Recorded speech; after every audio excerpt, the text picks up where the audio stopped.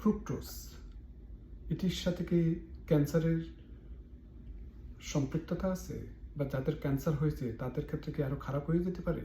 নতুন একটা রিসার্চে দেখা গিয়েছে যারা ফ্রুক্টোজ বেশি নিয়ে থাকেন তাদের ক্ষেত্রে skin cancer, cervical cancer, breast cancer এগুলো কিন্তু খারাপের দিকে যেতে পারে। ফ্রুক্টোজটা কি? ফ্রুক্টোজটা হচ্ছে এক ধরনের সুগার। আমরা যে টেবিল সুগার যে ব্যবহার করে থাকি সেটিতে সুক্রোজ এবং ফ্রুক্টোজ আছে, এরা ভাই বোনের মতো, অ্যাটম সেম কিন্তু স্ট্রাকচারটা ডিফারেন্ট।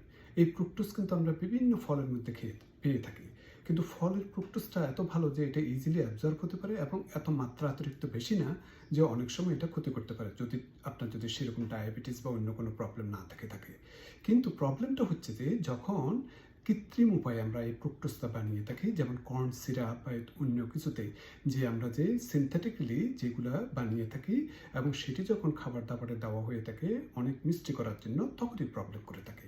তো যাদের ক্যান্সার আছে, একটা রিসার্চে দেখা গিয়েছে যে এই ধরনের ফ্রুক্টোজ যাতে বেশি না নিয়ে থাকেন, কেননা এটি আপনার বিভিন্ন ধরনের যে ক্যান্সার হওয়ার দিকে একটু ধাবিত করে, বিশেষ করে যাদের অলরেডি ক্যান্সার আছে সেটি আরও খারাপের দিকে নিয়ে যেতে পারে। কারণ এটি টিউমার সেল যে রক্ত যে বেশি দরকার সেটিকে অনেক বেশি প্রভাবিত করে থাকে, যাতে আরও ক্যান্সার বেড়ে যায়।